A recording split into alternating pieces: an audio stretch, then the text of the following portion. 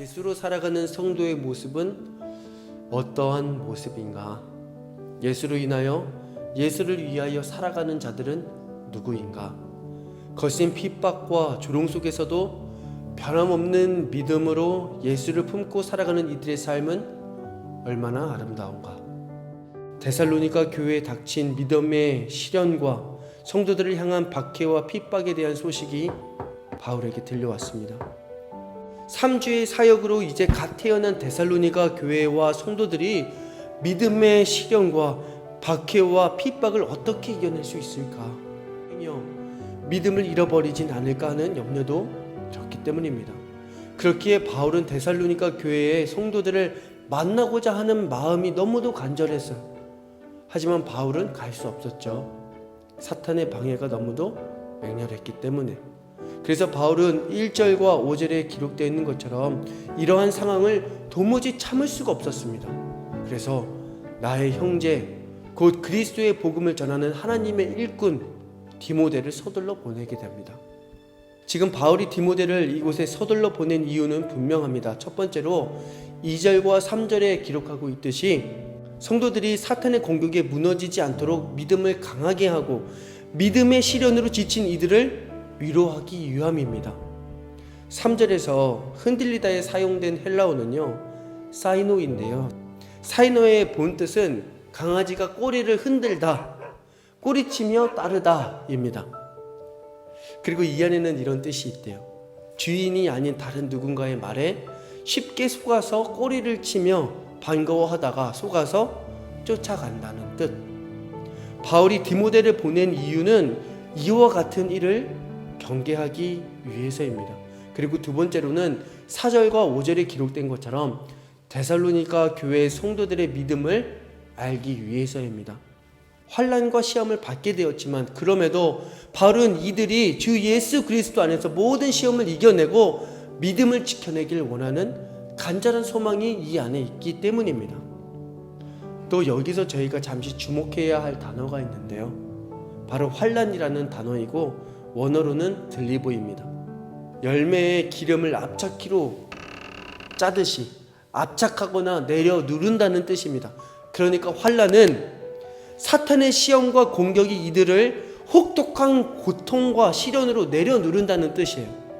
하지만 그럼에도 바울은 사랑하는 데살로니가의 성도들이 사탄으로 오는 모든 환난과 시험을 믿음으로 이겨내기를 기도하고 있어요. 그리고 제 마음도 마찬가지입니다. 예수로는 충분하지 않아. 예수 하나만 믿고 어떻게 살 수 있겠어? 합리적으로 살아야지. 믿음만 가지고 너무 순수하게 어떻게 살 수 있겠어? 말씀은 말씀이고 내 삶은 내 삶이지.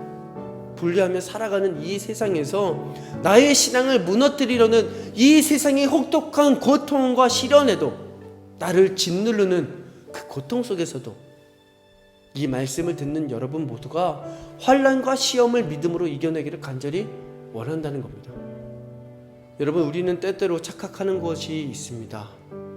예수님을 잘 믿으면 내 삶에 환난이 없고 고통이 없고 눈물 지을 때가 없을 거라는 생각입니다. 하지만 아닙니다. 아무 일이 일어나지 않는다고 오늘의 삶이 평안하다고 하나님을 잘 믿는다는 증거도 아니고 나와 내 가정에 환난이 찾아온다고 해서 내가 예수님을 잘못 믿은 것도 아닙니다. 시련과 환난과 고통, 이 모든 것은 믿는 사람에게나 믿지 않는 사람에게나 누구에게나 찾아올 수 있습니다. 하지만 정말 중요한 것은 이것입니다. 내 삶에 닥친 환난과 시련과 고통, 나는 무엇으로 이겨내는가? 나는 무엇으로 힘을 내서 무찌르는가? 여러분께서도 아실 겁니다. 우리 예수님을 믿는 믿음으로 시험을 이겨낸 사람들의 신앙은 저 위로 성장하게 되지만 예수님을 믿는 믿음으로 시험을 이겨내지 못하면 절망하게 된다는 것입니다. 지금 이 시간 간절히 소망하옵기는 환난 중에도 요동치 아니하며 더 나아가 환난 중에서도 감사할 수 있고 나와 동행하시는 예수 그리스도를 바라보는 참된 믿음의 눈이 띄어지고 참된 삶을 살아가는 자들이 되기를 주님의 이름으로 축복합니다. 우리 주님께서는 데살로니가 교회를 향한 바울의 불안과 염려를 바꿔주셨습니다. 뭘로 바꿔주셨냐면 기쁨과 감사로 바꿔주셨어요. 디모데가 가져온 소식은 두 가지입니다. 하나는 그들에게 있어 믿음과 사랑이 충만했다는 사실.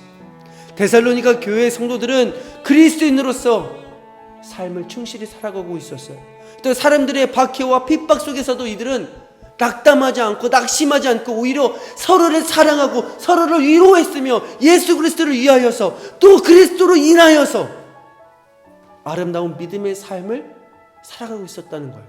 그리고 다른 하나는 데살로니가의 성도들 또한 바울과 그의 일행을 간절히 그리워하고 보고 싶어 했다는 거예요. 사도 바울은 데살로니가에 있는 성도들을 잊지 않고 항상 생각하고 그들을 간절히 보고 싶어 했습니다. 이들을 생각할 때 바울의 마음은 목마르게 그리웠기 때문이에요. 그런데 정말 기쁜 소식이죠.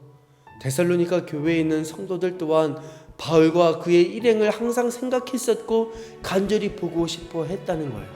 사실 바울은 데살로니가에서 급히 떠난 자신의 모습을 성도들이 보고 자기만 살려고 성도들을 버리고 도망간 사람으로 생각할까봐 두려워했어. 그리고 항상 이들을 끝까지 책임지지 못했다는 미안함이 바울의 마음을 무겁게 짓눌렀어요. 그런데 정말 기쁜 소식이에요. 바울이 이들을 그리워하고 생각했던 것처럼 이들도 바울과 그의 일행을 끊임없이 생각하고 그리워했다니까. 우리는 여기서 무엇을 알게 됩니까? 우리 하나님은 믿음의 사람들을 통해서 일하시고 말씀하시며 위로하신다는 사실입니다. 아멘입니까? 우리가 이제는 살리라. 얼마나 기쁘면 모든 기쁨으로 기뻐한다는 표현을 하고 또 얼마나 감격했으면 너희를 위하여 능히 어떠한 감사로 하나님께 보답할까 말하고 있는 거예요. 무엇에 기뻐하고 무엇에 감격하며 살아갑니까? 한 영혼이 주님을 나의 구세주로 믿고 예수님 안에서 살아가는 삶이 우리에게는 얼마나 큰 기쁨이 됩니까? 솔직히 내가 조금 더 잘 되거나 내 자녀의 일이 좀 더 잘 풀리거나 내 연봉이 올라가거나 승진하거나 내 차가 더 좋아지거나 집이 더 넓어지는 것이 커지는 것이 솔직히 더 기쁘지 않습니까? 입술로는 한 영혼이 천하보다 귀하다고 말하지만 솔직한 심정으로 한 영혼이 천하보다 귀하다고 말하면서도 믿어지지 않지 않습니까? 이것이 우리의 모습입니다. 이들이 믿음을 지키고 주님과 동행하는 삶을 살아가는 것이 너무도 기쁜 나머지 이렇게 말하고 있잖아요. 너희를 위하여 어떠한 감사로 하나님께 보답을 할까? 이들에게 예수님께서 이 땅에 다시 오실 것을 생각해서 거룩하게 살아가라고 요청하고 있습니다. 하나님 앞에 심판대 위에 설 것을 기억해서 거룩하게 살라고 요청하고 있는 거예요. 이 요청은 우리에게도 마찬가지입니다. 심판대 위에 설 것을 기억해서 거룩하게 살라고. 이것은 앞에서 나왔던 말씀들과 아주 긴밀하게 연결되어 있습니다. 바울이 데살로니가 교회의 성도들을 위해서 간절히 기도했던 모든 기도와 모든 말씀의 결론이에요. 예수를 믿는 우리들의 모든 삶이 하나님 앞에서 거룩하고 흠 없는 자가 되어야 된다는 것입니다.